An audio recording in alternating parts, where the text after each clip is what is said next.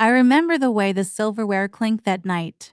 Delicate, rhythmic, almost like it was trying to hold the evening together. We were 3 people at a long table meant for 2, me, Adam, and his sister, Samantha. I had invited her to dinner to make it seem like a celebration. I wanted everything to look normal, civil, polished. But I wasn't there for dinner. Adam was laughing with Samantha about something work-related. His face relaxed, his tie loosened. It would have been the perfect night for a surprise gift, an anniversary toast, something romantic. Instead, I swallowed the last sip of wine, looked him directly in the eye, and said it. I want a divorce. Just like that. No preamble, no apology. Samantha froze with her fork halfway to her mouth. Adam blinked once, then set his glass down, gently. His expression didn't change. That threw me. He didn't shout, didn't ask why. He just said, with unnerving calm, "Okay."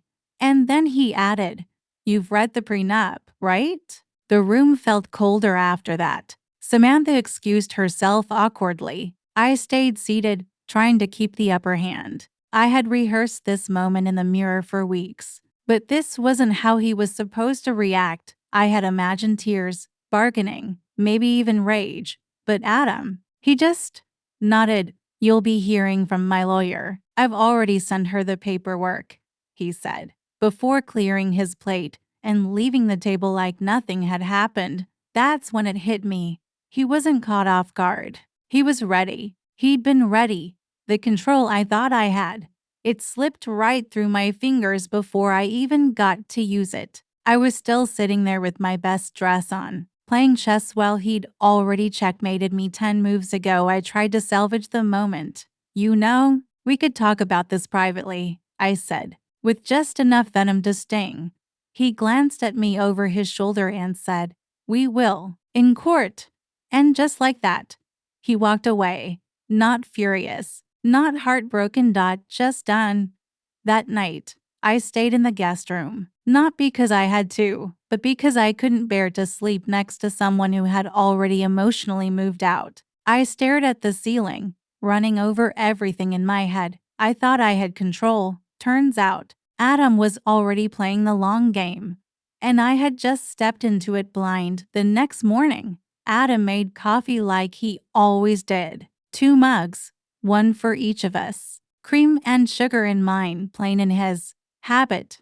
Ritual. But when he slid my mug across the counter, he didn't look at me, didn't speak, just turned and walked upstairs. The silence was louder than any argument we could have had. I spent the day pretending to be unbothered, scrolling my phone, tidying up, answering emails. But under it all, I was waiting for Adam to crack, for him to yell, for some proof that he was hurt, that I still had some emotional leverage left. But when I walked into the dining room that afternoon, I found something else entirely. A thick manila folder set neatly on the table. No note, no explanation, just waiting. Inside, the pre and UP. My signature stared back at me from the bottom of every page like a curse I wrote myself.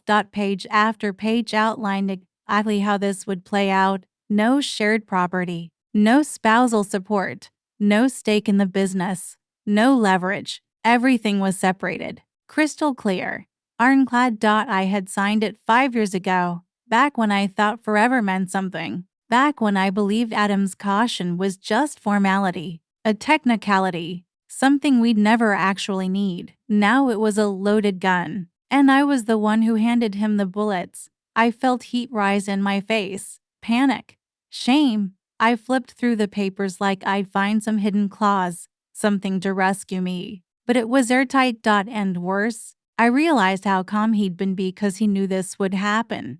He planned for it. I stormed upstairs and found him in his office, typing like it was any other Tuesday. "So this is it?" I demanded. "You're just going to hide behind a document?" Adam turned to me slowly, measured, controlled. "No, Vanessa," he said. "I'm not hiding behind it. I'm using it."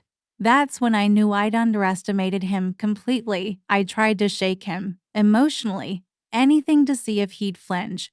I could make things difficult, I said carefully. You forget how many people I know at your firm. He looked at me like I was already done talking.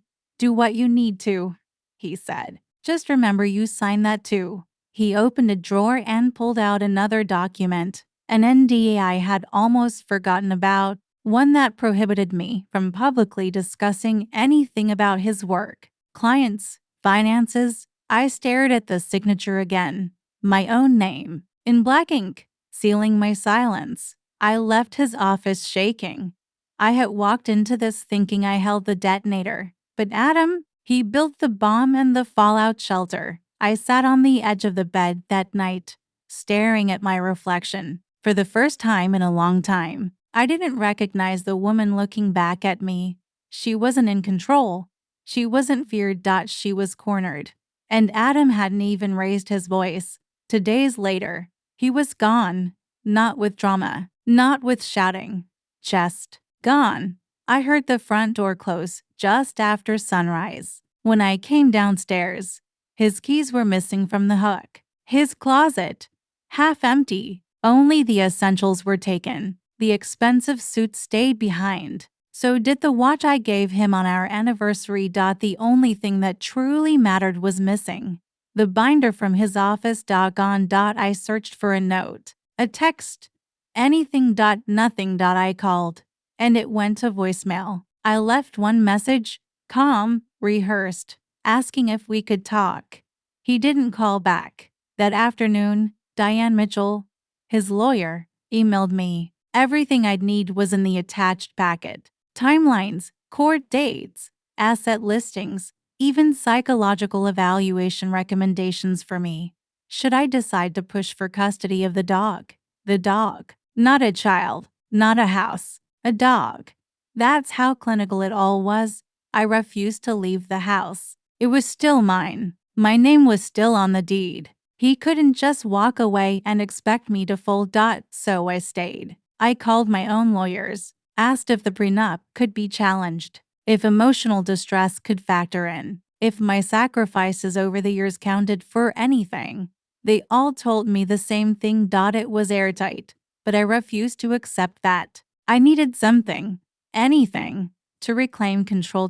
So I dug into my own playbook. Social circles, influence, whispers. I hinted to mutual friends that Adam had always been distant, cold. I started planting seeds, but none of it stuck. Because Adam, he didn't fight back. He just stayed quiet. And in that silence, I started unraveling. Every room in the house felt heavier without him. Every drawer I opened reminded me that he'd prepared this whole thing in silence while I was busy pretending to be powerful. I started to feel like a ghost in my own home. I barely slept. Every knock on the door made me jump. Every phone call from a blocked number made me feel hunted. Not by him, but by what I was becoming.